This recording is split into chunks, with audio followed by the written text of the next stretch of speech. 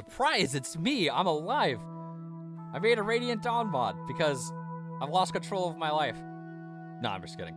I saw that there are actually mod tools for this game, and they were pretty unfinished, so I had to figure out a lot of shit myself.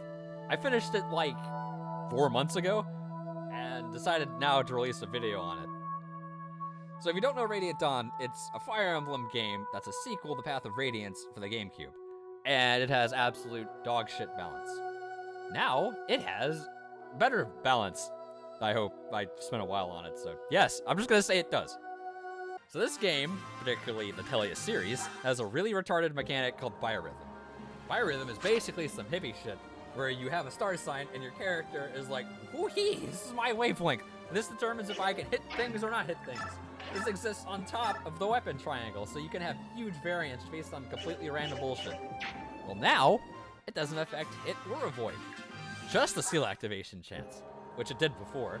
Particularly at good and bad, it altered it by 5%, and best and worst, it changed it by 10%. Now, it's doubled. Good and bad, 10%. Best and worst, 20%.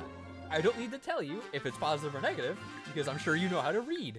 This gives you a chance to make better use of skills, particularly Bliss, which would allow you to max out the biorhythm of an allied unit.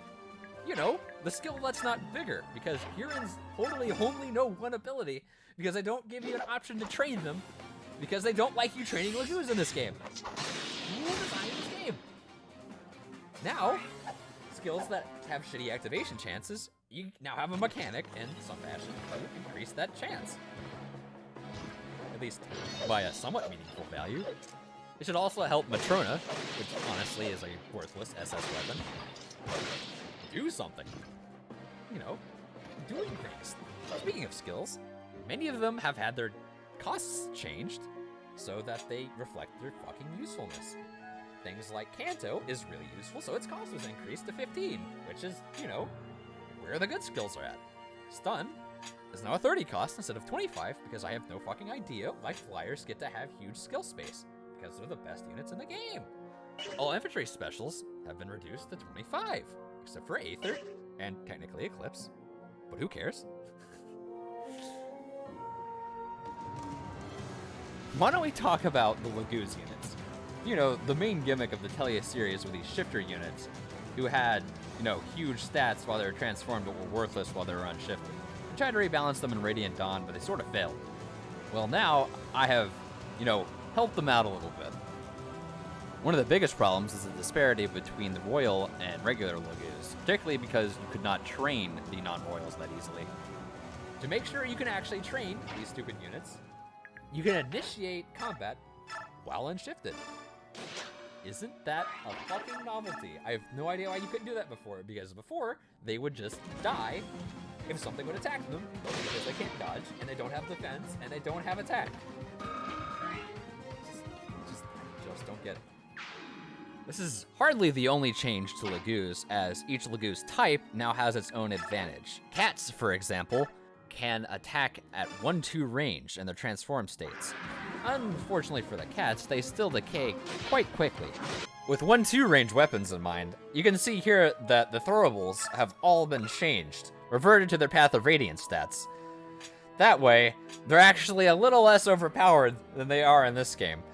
The Storm Swords also reflect what you would expect a sword version to do, that is, low might and high accuracy. This means the freaking Tempest Blade can actually hit people now. Who the fuck would have thought that would have ever been possible? Freaking 50 hit pieces of shit. And the bows now also follow the proper progression. I don't know why they sort of just decided they could just do whatever the fuck they wanted. Har, holding the freaking spears, you can see the spears are, you know, correctly balanced. Following this balancing trend, the knives have also been altered. As you can see here, they follow a more strict, orderly progression. The crit knives are also actually crit knives. As you can see here, 30 crit on the stiletto, and 15 on the card. The Beast Killer has lost its crit because it didn't really need it. The throwing knives, on the other hand, also have lower might and lower hit than the daggers, but obviously have the benefit of 1-2 range on them. Infantry mages and their derivatives now have 10% increased speed growth. The 310 range tomes for mages now have 10 uses instead of 5. That way you won't just hoard them forever and actually use them.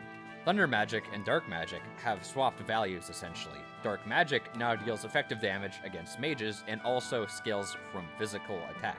Dark mages now can reach 30 strength in their final tier form and can reach SS and Thunder and Dark. This is because Ilyana is now considered a dark mage, and dark magic is now available throughout the game. Be sure to check the stores if you actually want to get some. To make mages more interesting, the S-rank tomes they receive now have interesting effects.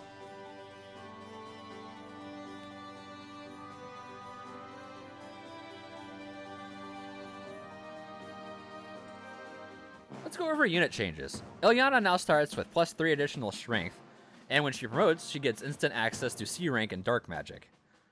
That way, she can actually use her strength growth to a meaningful effect. She, of course, however, does not get access to fire and wind anymore, or staves, as when a dark mage reaches their final promotion, they receive stillness instead. Ilyana now also starts with wrath as a result of this instead of shade. This is a -1 shade, but a +1 wrath. This allows the little hungry girl to destroy people with critical hits without having any cost. Let's talk a part 2 unit. Leafy has her own little training weapon now. It's actually the knife she carries on her side. Instead of using it to cut up meat, she'll use it to carve up Beork, which I guess can become meat. It has 10 more might and 10% more accuracy than the regular claw weapon. It scales with the rank, so you don't have to worry about it becoming irrelevant. It is very useful for training. She was kind enough to give her sister Lyre one as well, so Lyre won't have a harder time training than Leafy will. Lyre actually has her own unique skill to make her more viable, but what it is, you'll have to play the game to figure it out. The last unit I'm gonna spoil is a part 3 unit, and it is in fact Mist, of course. You know, the unit in part 3 you actually need fixed. Amongst other balance changes, I have introduced another item from the first game.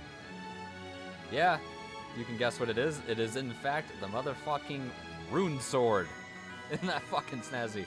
But wait, you haven't seen anything yet. Now here's the fun part. I actually figured out how to get the model to work. It even has a little soul particle effect when it hits them too. That's pretty hard to figure out, but look at that. It was worth it. All worth it.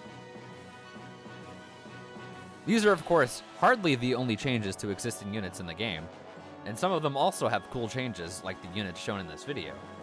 But if you actually want to go see those, you gotta actually play the game.